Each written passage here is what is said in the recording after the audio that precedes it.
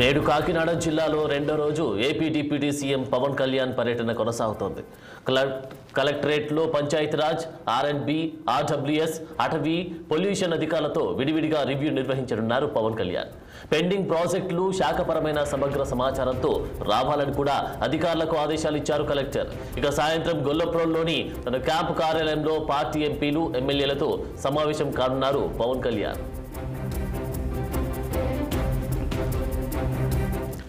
ఇక పవన్ కళ్యాణ్ డీటెయిల్కి సంబంధించినటువంటి పూర్తి డీటెయిల్స్ మా ప్రతినిధి దురాని అందిస్తారు. Durani, good morning madam. తొలి రోజు గొల్లప్రోల్లో జరిగిన సత్య కన్వెన్షన్ లో పెన్షన్ పంపిణీ కార్యక్రమం చాలా విజయవంతంగా ముగిసింది. ప్రజలు, కార్యకర్తల ఆనందోత్సవాల మధ్య పవన్ కళ్యాణ్ చాలా ఉల్లాసంగానే గడిపారని చెప్పాలి. పూర్తిగా రాజకీయ నాయకుడిగా కాకుండా పరిణతి చెందిన ఒక ఉప ముఖ్యమంత్రిగానే ప్రవర్తించారు.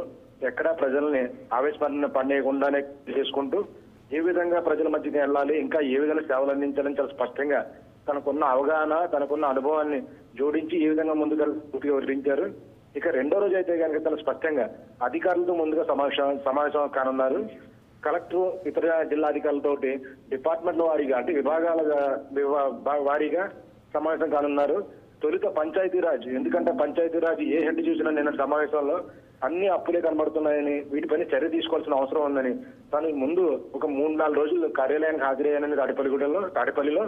ఆ సమయంలో తనకు 30 నుంచి 35 రూపాయలు జీతం వచ్చే అవకాశం ఉందని, అయితే తీసుకోవడానికి తాను సంతోషంగా ముందుకు వెళ్ళినప్పటికీ పంచాయతీరాజ్ లో ఉన్న అప్పులు ఊవి చూసి భయంతో తాను ఈ విధంగా చేయలేక జీతం వదులుకున్నానని, ముందు అప్పులన్నీ సరిదిద్దాల్సిన అవసరం తన పైన ఉందంటూ చాలా స్పష్టంగా చెప్పారు. అందులో భాగంగానే పంచాయతీరాజ్ లో ఏవి ఎక్కడెక్కడ ఉన్నాయి, గ్రామీణ రోడ్లు ఏ విధంగా దెబ్బతిన్నాయి, ముఖ్యంగా మంచినీటి సరఫరా, జలజీవన్ పథకంలో భాగంగా ప్రతి ఇంటికి నీరు కుళాయిలు ఏర్పాటు చేస్తా ఉంది.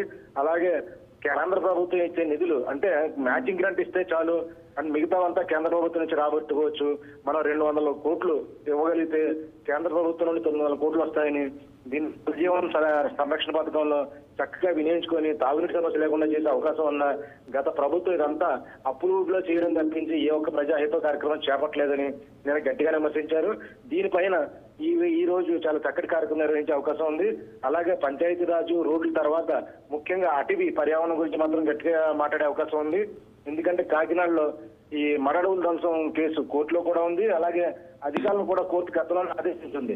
మరడవులను ఏ విధంగా ధ్వంసం చేశారో వాటిని మళ్ళీ తిరిగి జీవం పోయాలని, వాటిని పునరుజ్జీవం చేయాల్సిందిగా కోర్టు ఆదేశించింది.